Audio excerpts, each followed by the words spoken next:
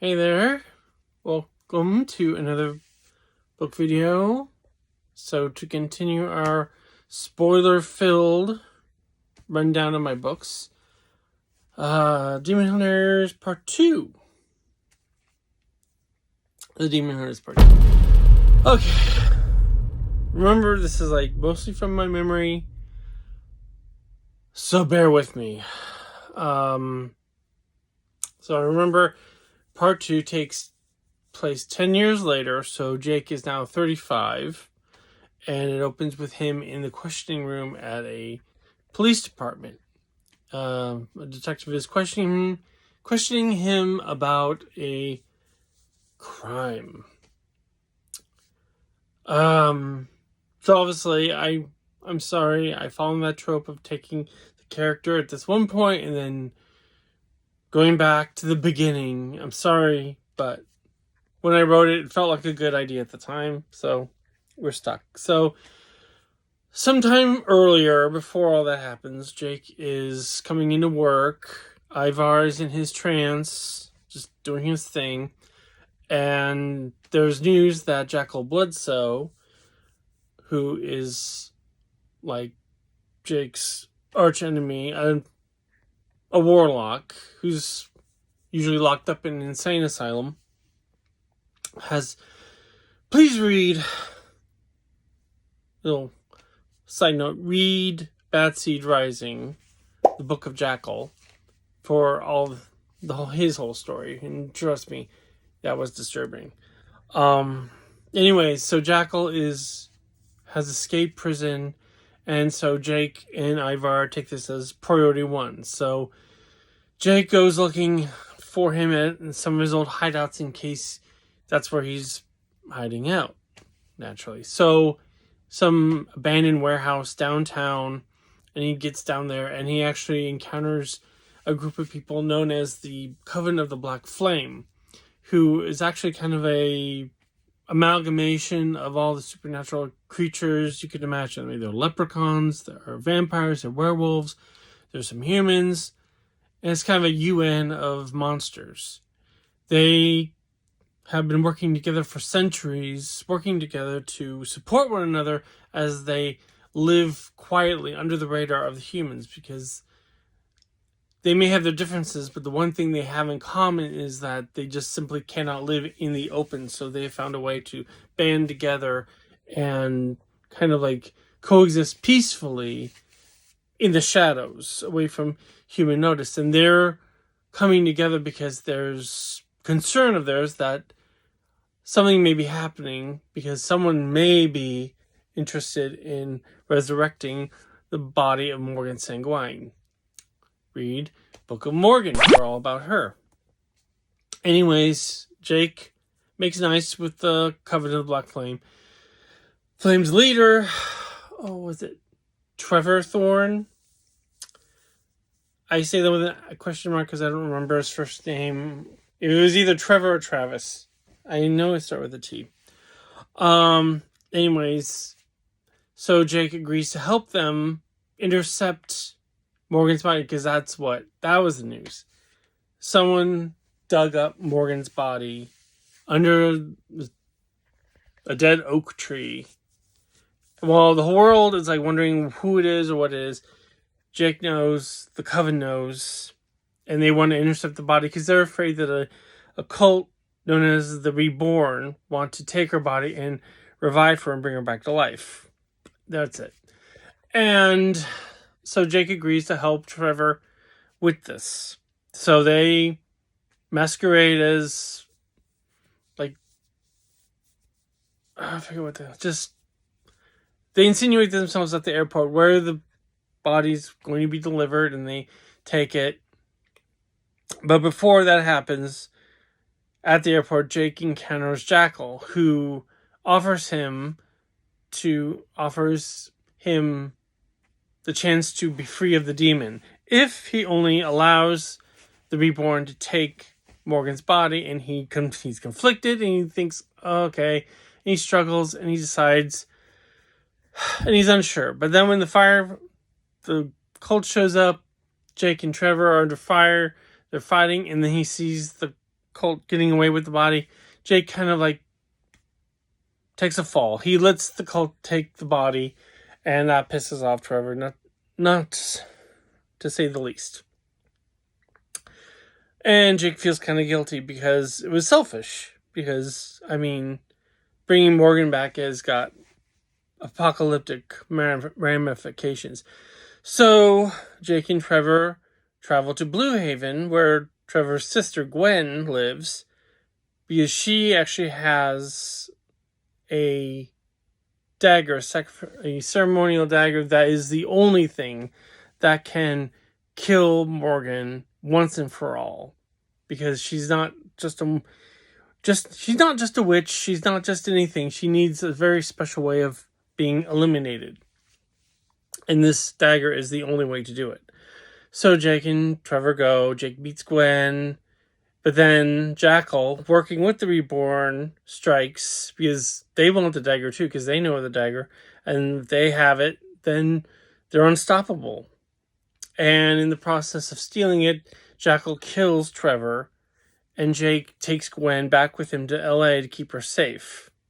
And they work together to find a way to get the dagger back. Okay, and then they go down to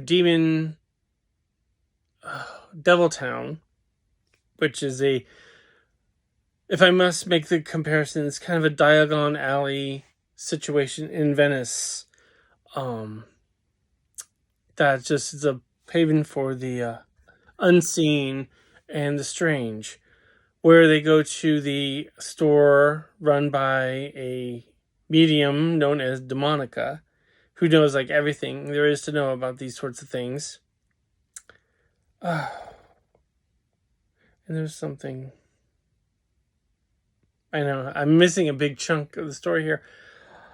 Suffice it to say, she gives them the direction they need to find the dagger. And was that where it happened? Anyway, so Jake and Gwen get closer over that time and Ivar's doing his work. And then wow, I'm totally spacing, because I remember this one part where Jake kind of like hulks out because of the demon in the store when he's fighting the Reborn. And then that's when the police pick him up. And they take him away and put him in questioning. And then that's when a member of the Black Flame comes and breaks him out of prison. And then takes him on like a citywide chase through LA on the back of a werewolf. And so at that point, Jake and Gwen and Ivar go on a hunt for the Reborn, because they have the body, now they have the dagger, so they can find the cult, maybe they can fix all this. So they find this neighborhood, off of Wilshire, where there are like lots of huge houses, which are more like compounds than houses. And they discover that a lot of cults are like holding up in their various compounds, and they find the Reborns. But Jake goes in and he finds that all of the Reborn have been killed. That someone had figured a way to kill them. Because the whole thing with the Reborn is that being brought back to life is part of their religion. And every time they're brought back to life, they lose a little bit more of their humanity, to the point where the ones who've been in longest, who have died and come back, are like zombies, or like zombies. Like Walking Dead zombies. But now they're just dead corpses now.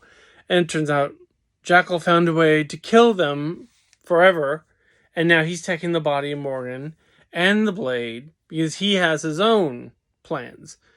So Jake surmises that whatever he's going to do is going to require a certain sort of ceremony, which needs to be performed somewhere that has deep emotional meaning for the person casting the ritual. So Jake and Gwen venture to the town of Slater, where within there is the Sunny Ridge Orphanage, which is where Jackal grew up. Read Book of Jackal for more information on that. The whole town is dead. It's a ghost town. It's barely surviving. There are very few things open, and of course the orphanage has been shuttered for decades, and it's your basic haunted orphanage sort of situation. So they go there, and that's where they encounter Jackal, who is preparing his ritual. He has his victims tied up in the basement, ready for the sacrifice. And the whole point is he's going to transfer Morgan's powers into himself. So he will be like more than just a wannabe warlock. He has some powers, but he's not like full on. He wants Morgan's powers. He wants to be powerful, godlike. And then he gets it. He infuses her powers within him, and he just brings about a storm. He infuses his lackeys with greater strength to keep Jake and Gwen occupied while he does his thing. And but what Jake actually is able to steal away the dagger, because there's still a chance that if you can destroy the dagger, that was it. Find a way to destroy the dagger. Never mind. Okay, so he's got the dagger now, and he's got to find a way to destroy it. But Jackal obviously wants it, so he sends his forces against him, which materializes as all the dead children from the orphanage being resurrected and being brought up as child skeletons and child zombies who are hell-bent on stopping Jake and Gwen. So as they are racing through town trying to find a place to, not be killed, they finally discover that the way to destroy the dagger is just to submerge it in water, which they both kick themselves because that's it? Just water? Just dumping it in water? It's like, okay. So they get to the quarry where there's a stream, there's water, so they go there. The children are like bursting out of the ground and they're bloodthirsty and they get down there and they get the dagger in the water and it works. Oh, because there's something else. Because there's some confrontation and, Jake kicks the hell out of Jackal, throws him in the trunk, and Jake and Gwen go back to LA and wrap the whole thing up. Hand Jackal back over to the authorities. The dagger's destroyed. Morgan is, we'll find out later. And Gwen decides that she's going to stay in LA. Oh, wait. Well, that was a spoiler. She leaves, and Jake is like sad that she's left, of course. But she, time goes by, and she just misses him so much. She decides, screw it, and she moves back to LA, and she decides to, just restart things in LA and be with Jake. End of part 2. That's very close. I missed some chunks there, so I read a lot of books. I can't remember every little detail. But that's for you. Read the book and get the full picture. Available on Amazon, paperback or digital. So check it out. And I guess that's it for this week's book video. So until next time, bye.